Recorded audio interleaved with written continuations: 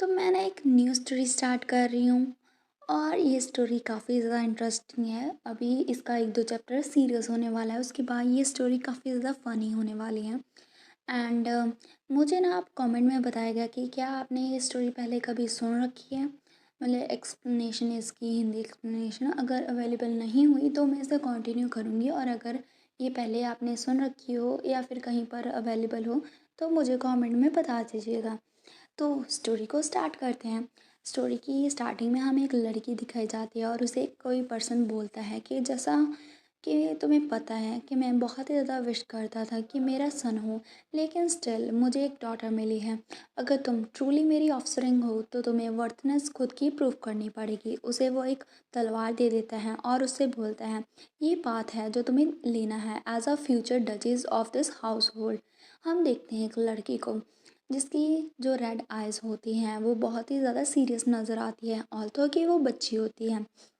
और वो सोचती है कि वो बात जिसे मुझे लेना है। हम देखते हैं उसका फादर जा रहा होता है और यहाँ पर ना हमें बताया जाता है कि अपनी डॉटर को एक रियल स्वॉर्ड दी, जबकि वो 5th में ही थी, मतलब कि उसका 5th बर्थडे था उस दिन। और ये जो वर्ड्स थे वो उसके फादर थे के थे। और यहाँ पर ना हमें बताया जाता है कि जो ये एम्पायर है वो बहुत ज़्यादा पावरफुल है, जिसमें इम्पीरियल अथॉरिटी रूल कर रही है और सभी जो नोबल्स हैं उसके अंडर होते हैं। लेकिन ये जो ऑनर है वो सिर्फ पास्ट में था, और यहाँ पर ना जो उसका फादर है वो उसके अंडर नहीं रहना चाहता था। और यहाँ पर ना जो एम्पीरियलिस्ट हैं जो कि एम्पर के सामने होते हैं, वो सभी जो हैं आर्किस्ट के स्टैंड ऑफ होते हैं, मतलब कि सभी जो नोबल्स हैं वो उनके अकॉर्डिंग काम करते हैं। यहाँ पर ना जो एक तरफ होते हैं इम्पीरियल लोग, एक तरफ होते हैं नोबल आर्किटेक्ट लोग। और यहाँ पर ना जो एम्पायर है उसमें ऐसा ही कॉन्फ्लिक्ट चलता रहता है। और यहाँ पर वो लड़की बताती है कि मैं मार्शन फैमिली में बॉर्न हुई थी, जो कि डायरेक्टली इम्पीरियल फैमिली की अपोजिट है। और यहाँ पर हमारी लड़की जो है वो आगे बताती है कि मेरे बर्थ के दौरान ही मेरा फेट तय हो चुका था कि मैं नेक्स्ट डचेस होने वाली हूँ, और मुझे इस जो आर्टिस्टिक फैक्शन है उसे लीड करना है। मतलब कि जो नोवेल्स हैं उसे लीड करने वाला जो घर है, जो फैमिली है, उसमें उसने जन्म लिया है और वो फ्यूचर डचेस होने वाली है। यहाँ पर उसे सोशल स्किल्स सिखाई जाती हैं जो कि एक लड़की की होती है। उसकी एटीट्यूड, उसका अटायर सभी नोबल के अकॉर्डिंग काम करता है। वो मतलब कुल मिला के बहुत ही ज़्यादा स्ट्रिक्ट एनवायरनमेंट में पली बड़ी है। यहाँ पर वो आगे बोलती है जो मैनेजमेंट स्किल्स वगैरह जो भी मेरी स्टेट के लिए होती हैं ज़रूरी, मुझे वो भी सीखना था। और इसके अलावा स्पोर्ट्समैनशिप, वो तो मुझे सीखना ही था। सभी जो स्किल्स हैं जो कि डचेस के लिए होनी ज़रूरी हैं, और सभी जो ड्यूटीज़ हैं मुझे वो फुलफ़िल करना था, वो भी परफेक्टली। सभी चीज़ें ना परफेक्ट होनी चाहिए थी, यही मेरा गोल था, और मैं कोई भी चीज़ मिस कर ही नहीं सकती थी। यहाँ पर हम देखते हैं वो स्पेयर कर रही होती है और वो सोचती है कि जो लाइफ है मेरे डायरेक्ट स्वॉर्न एनिमी की, वो भी कुछ ज़्यादा डिफरेंट नहीं थी। मेरा एनिमी क्राउन प्रिंस था जिसका नाम था शिरिया त्यार। और यहाँ पर ना जो त्यार था वो हेयर था इम्पीरियल फैमिली का, इम्पीरियल थ्रोन का, और जिसे मुझे डिफीट करना था। यहाँ पर उसकी लाइफ भी ऐसे ही थी, वो ये कहना चाहती है। हम देखते हैं हमारी जो होती है फीमेल लीड, वो जाती है उसके सामने, उसका फादर खड़ा होता है और उससे बोलता है, मैं देख पा रही हूँ कि तुम अभी अपने डेब्यूट करने वाली हो हाई सोसाइटी में। यहाँ पर हम देखते हैं वो लड़की, उसके आँखों में बिल्कुल भी कोई इमोशन नहीं होता। उसका फादर उससे बोलता है, आज यहाँ पर सेलिब्रेशन होने वाला है क्राउन प्रिंस के लिए जो कि 10 साल का होने वाला है, वो भी बिल्कुल तुम्हारी तरह ही है। और यहाँ पर वो आगे बोलता है कि मुझे लगता है ये तुम्हारी फ़र्स्ट अपीयरेंस होने वाली है किसी भी डेब्यूट बॉल में, और ये तुम्हारी फ़र्स्ट एंट्री होने वाली है पैलेस में। मुझे लगता है ये फ़र्स्ट टाइम है जब तुम क्राउन प्रिंस को फेस करोगी। और वो स्मिर करता है और उससे बोलता है, मेक श्योर करना जो हर एक चीज़ है वो परफेक्ट है, वो बीट्रेस। तो यहाँ पर हमें उस लड़के का नाम पता चलता है, उसका नाम होता है बीट्राइस। और यहाँ पर वो थैंक यू और यस फादर बोलती है। यहाँ पर ना हमारा सीन ऐसे ही चलता रहता है और हमें पता चलता है, हमारी जो बीट्राइस है वो बोलती है कि मुझे पता था जब से मैंने ये बात लिया था कि मुझे क्या होने वाला है।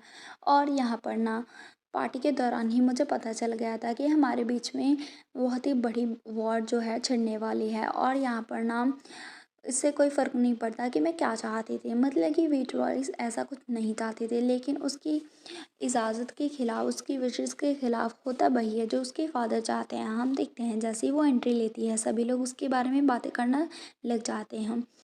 तो यहाँ पर देखते हैं हमारी विक्टोरिया जैसे ही पैलेस में एंट्री लेती है, यहाँ पर ना बातचीत स्टार्ट हो जाती है। सभी लोग उसके बारे में ही कुछ ना कुछ बात कर रहे हैं। लड़कियाँ विस्पर करती हैं, अच्छा तो ये है फ्यूचर डचेस। मैंने सुना है उसकी स्किल्स स्वॉर्ड के साथ, बॉयज़ के साथ मैच होती हैं। इतनी यंग एज में कितना ज़्यादा मार्वेलस है ना?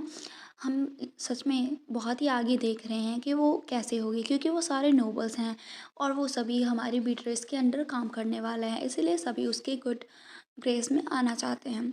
यहाँ पर बीटरेस सोचती है कितना ज़्यादा बोरिंग है, क्या मैं यहाँ पर ऐसे ही डॉल की तरह स्टैंड होने वाली हूँ पूरी रात भर, और ये प्रिंस वो कहाँ है। यहाँ पर तभी अनाउंसमेंट होती है कि अभी हिज हाइनेस क्राउन प्रिंस आ रहे हैं। यहाँ पर हम देखते हैं जो प्रिंस है वो जैसे ही आता है, हमारी बीटरेस उसे देखती है और यहाँ पर जो प्रिंस है वो भी उसे देखने लगता है। ऐसा लगता है कि वो भी ना बिल्कुल वैसे ही रेस किया गया है जैसे विट्रॉयस हो, और यहाँ पर उन दोनों की ही आंखें मिलने लगती हैं। ये है हमारा मेन लीड।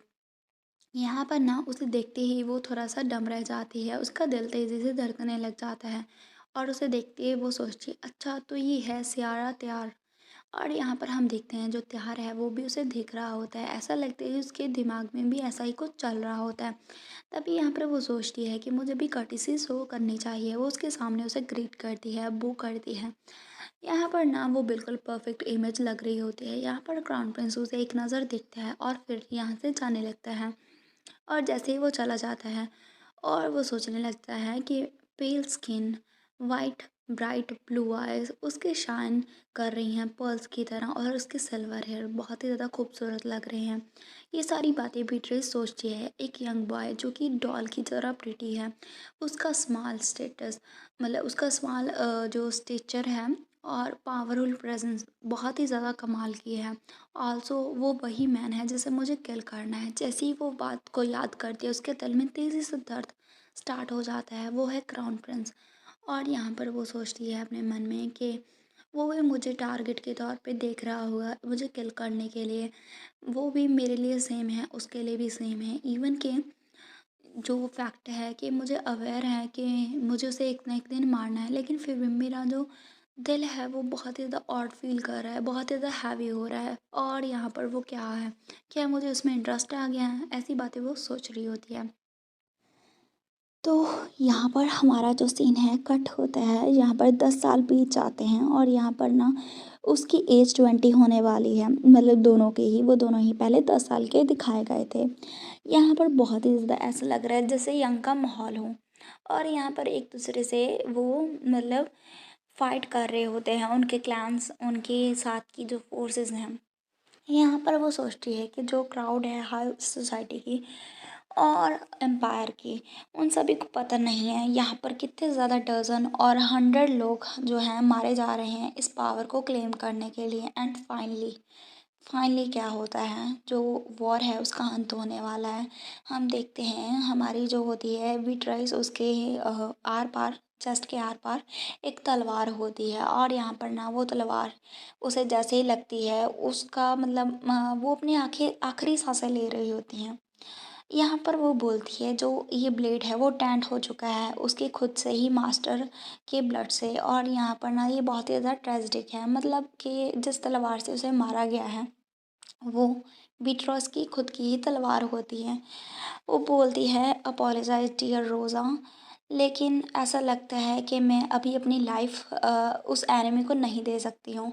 यहाँ पर हमें पता चलता है कि जो बीट्रेस है उसने खुद से ही खुद को मार लिया होता है अपनी तलवार जिसका नाम रोज़ा होता है उसके साथ। और यहाँ पर वो सोचती है मेरे एनिमी के लिए अल्टीमेट रिवॉर्ड होगा इस बैटल का कि वो मुझे खुद से मारे, लेकिन मैं यहाँ पर ऐसे अलाउ नहीं कर सकती हूँ उसको ये ऑनर, मतलब कि मैं उसको ये ऑनर नहीं दे सकती हूँ मुझे मारने का।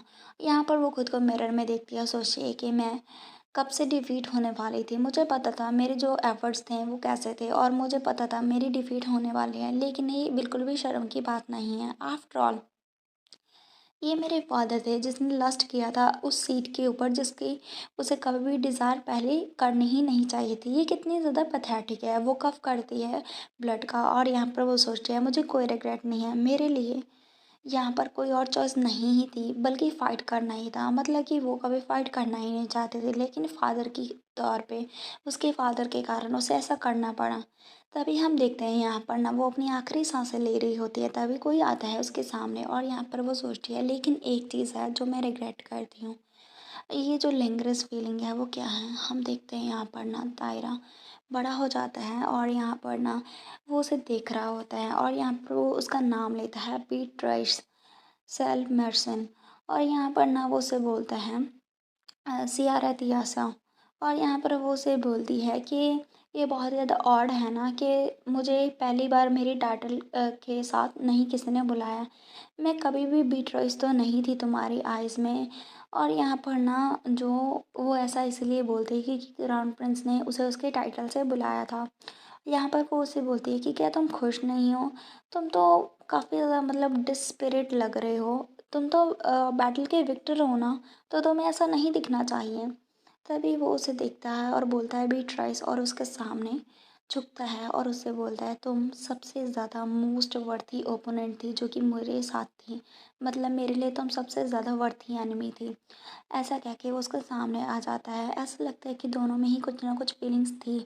जैसे कि लिंगर फीलिंग जो है हमारी बीट्रिस को फील हो रही थी वैसे ही कुछ फीलिंग कुछ एहसास जो हमारा क्राउन प्रिंस है उसे भी हो रहा था। उसके पास उनके वो उसे बोलते हैं योर एम्पीरियल मेजेस्टी। यहाँ पर वो सोचती है कि अभी ये इम्पीरियल मेजेस्टी ही होना चाहिए और यहाँ पर ना वो अपने मन में सोचती है कि ऐसा लगता है जो एम्परर है उसने अपनी लाइफ खो दी है और उससे बोलती है मेरी सिंसियरेस्ट कॉन्ग्रेचुलेशन टू हिज मसीरियल मिसिस्टी।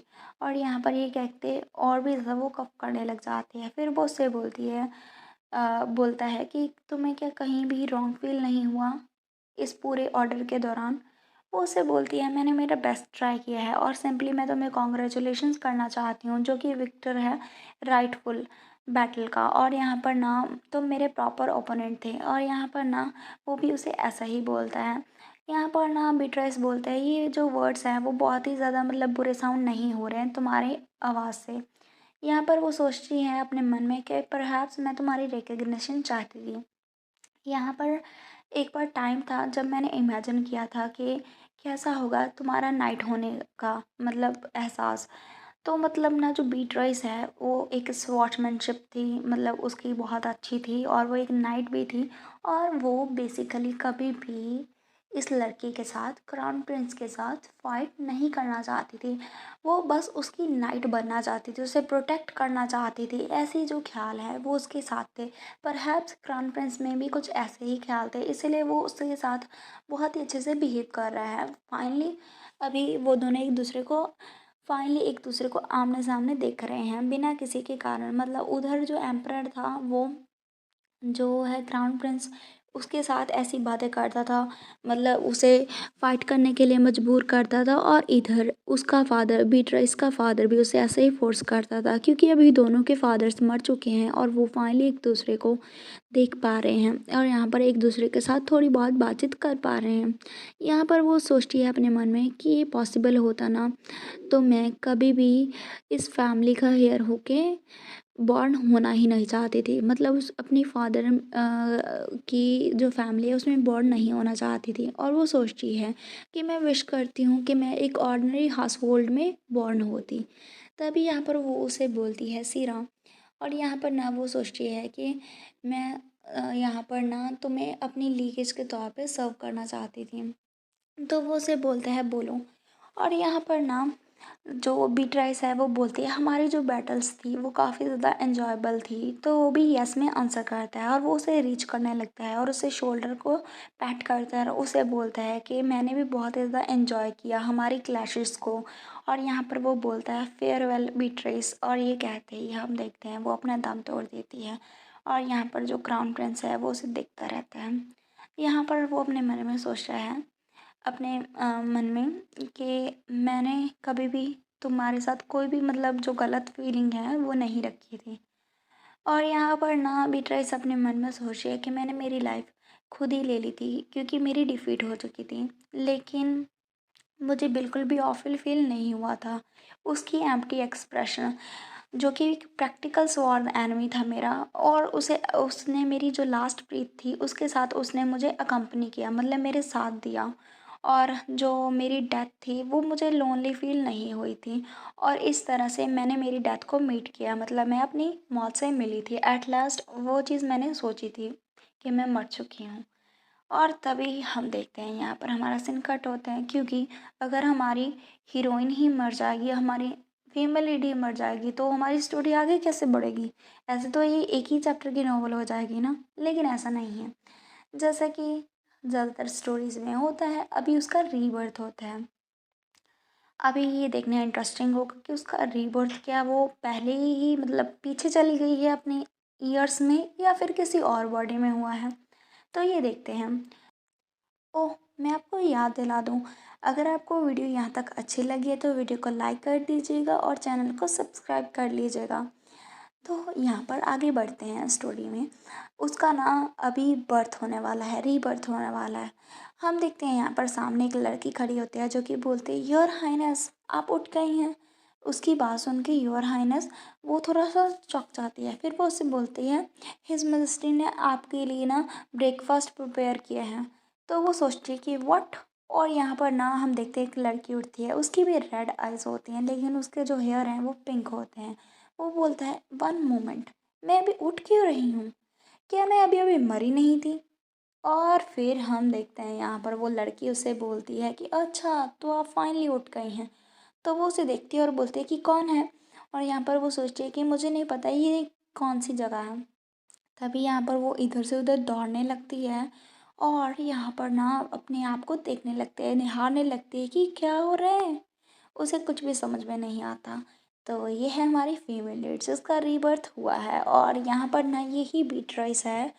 मेरे ख्याल से जो इस लड़की की सोल थी वो डिसअपेयर हो चुकी है, वो मर चुकी है, और यहाँ पर इसमें हमारी जो बीट्राइस है वो आ चुकी है। एंड इसके साथ हमारा ये वाला चैप्टर फिनिश होता है। एंड आप ना अभी मुझे पहले, सबसे पहले तो आप इस वीडियो को लाइक कर दीजिएगा और मुझे कमेंट में बताइएगा कि क्या आपने ये पहले हिंदी एक्सप्लेनेशन इस मांगा की सुन रखी है। अगर नहीं सुन रखी है तो मुझे नीचे कमेंट कर दीजिएगा कि कंटिन्यू कीजिए, अदरवाइज़ आप मुझे बोल सकते हैं कि ये ऑलरेडी ही एक्सप्लेन्ड है। एंड दैट्स इट, मिलेंगे नेक्स्ट वीडियो में, बाय।